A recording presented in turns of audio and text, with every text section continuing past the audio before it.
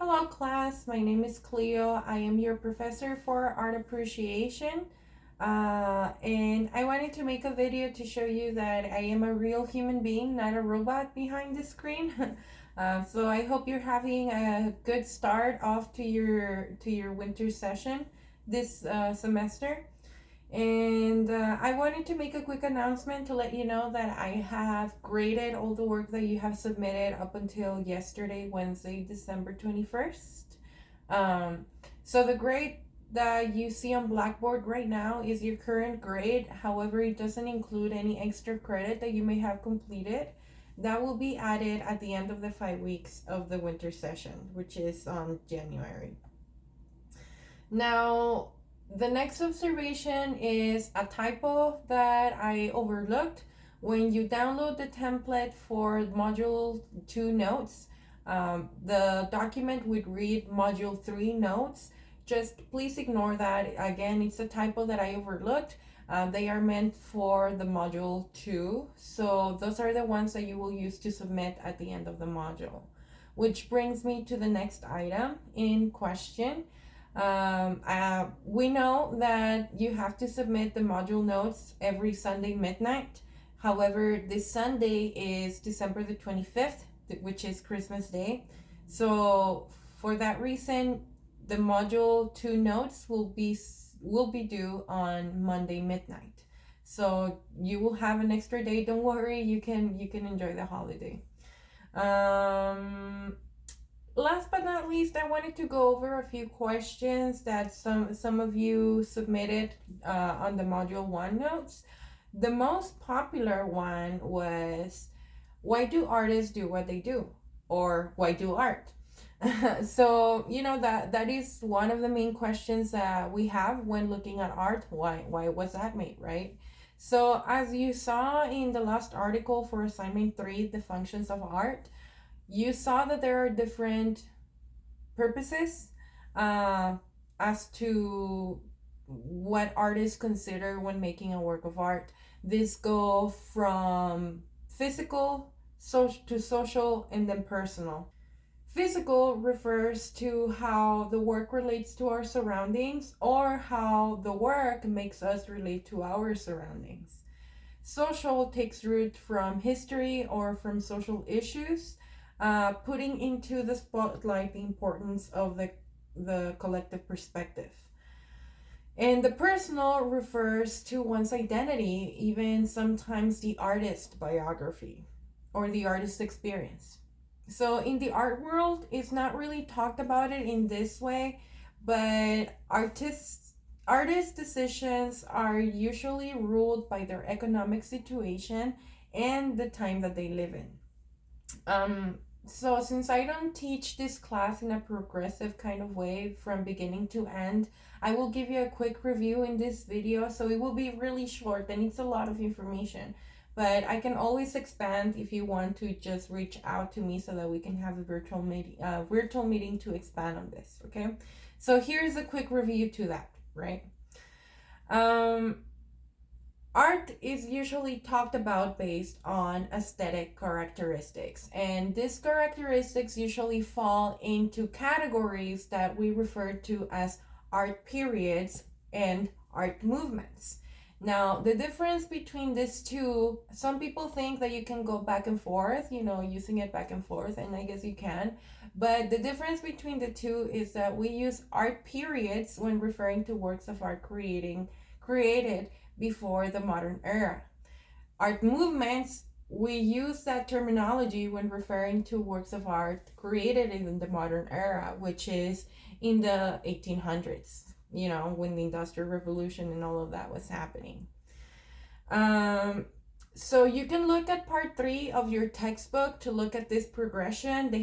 Your textbook has a really nice review from prehistory up to contemporary times. So you will see that these aesthetic characteristics are influenced by history, culture, and a third factor that not a lot of people like to admit, but it is money. The reason why there are so many artworks that reflect religion and authority or monarchy is because these were the only institutions that could afford paying artists to create these works, right? So not only were they the only ones who could afford it, they were also the ones who were in charge of giving people education. And as you know, in the past, not a lot of people could read or write. Not a lot of people had access to that privilege. Um, so art was a good way to reach and educate people. And I mean educate in the sense of illustrating stories like passages of the Bible or the victories of Napoleon to teach people about their religion, or their king or queen that did whatever deed that they did. So this dynamic between artist and patron has shifted nowadays thanks to the internet, but still artists struggle to get funds for their work and their labor. Another question that I thought was important to address was understanding the vanishing concept when talking about perspective. And I thought this was very important to address. First, let's start by defining perspective. Perspective is this mathematical method that is applied to a two-dimensional surface to create the illusion of depth and three-dimensionality. So the vanishing point refers to the optical illusion that happens to straight paths.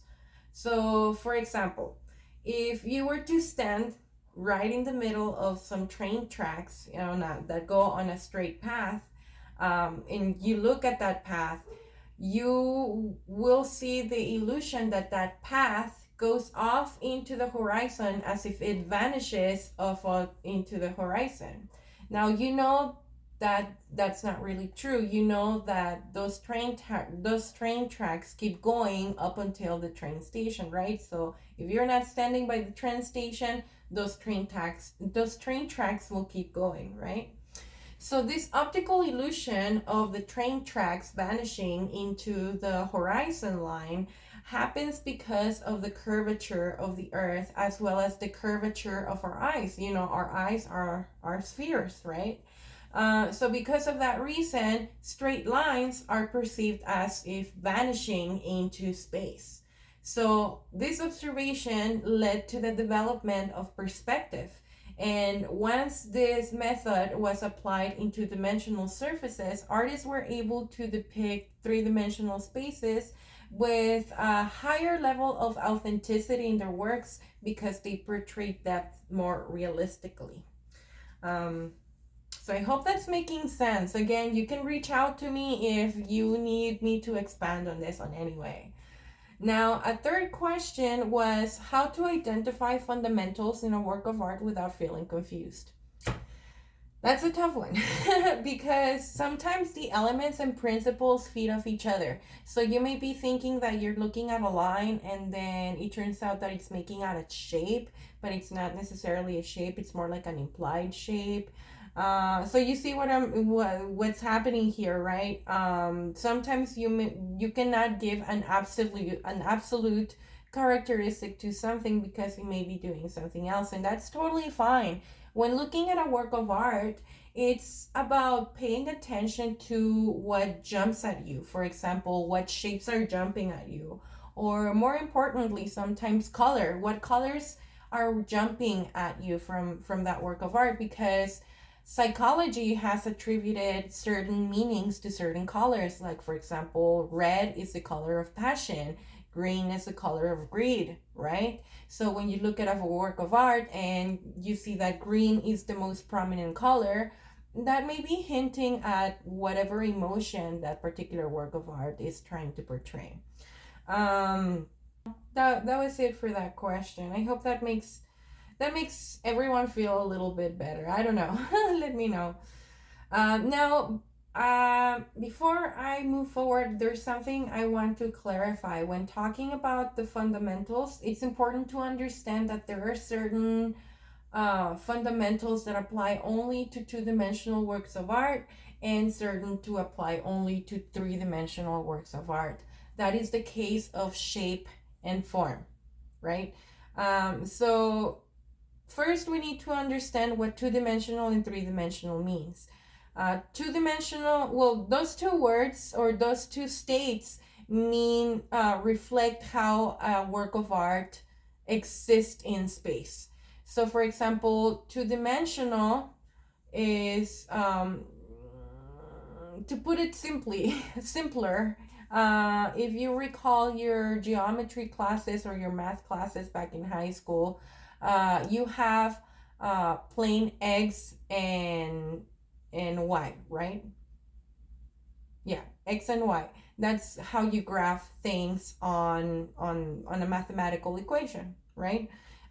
So technically speaking, a shape, you can graph it on that graph using the X and Y axis, right?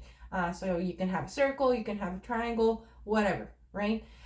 So anything flat, anything that has a face, one back. Three-dimensional, so you have the X, Y, three-dimensional, you add the Z plane, so it has three faces. It occupies space into our reality. So that could be the case of, furniture, the human body, right? So like I mentioned before, some elements can be attributed only to two-dimensional works of art, and some other elements only to three-dimensional. The case is of shape versus form. Shape is it's only it's a two-dimensional object, right? Something flat, something like this, right? It doesn't have any volume, right? Now, three-dimensional objects are called form, because form is anything that has mass and volume, anything that occupies space, right? Therefore is a three-dimensional object. Anything that has volume cannot be, I guess it can be flattened out to be flattened out, right? But it cannot be two-dimensional. So I hope that's making sense. Just know that any two-dimensional surface can be treated in a way to create the illusion of three-dimensionality, as well as to create the illusion of mass, form, and volume, okay? Now, if you are still kind of on the fence of, I don't know how to understand the principles and the elements of art, you can watch these YouTube videos that I recommend. They are very short, but they are very fun to watch. So that hopefully that clears some of the concerns regarding the fundamentals of art. And yeah, that's basically all I have to say. Remember that the module 2 notes are due on Monday midnight as opposed to Sunday midnight this time around. And I hope you all have a wonderful holiday season, and see you next week.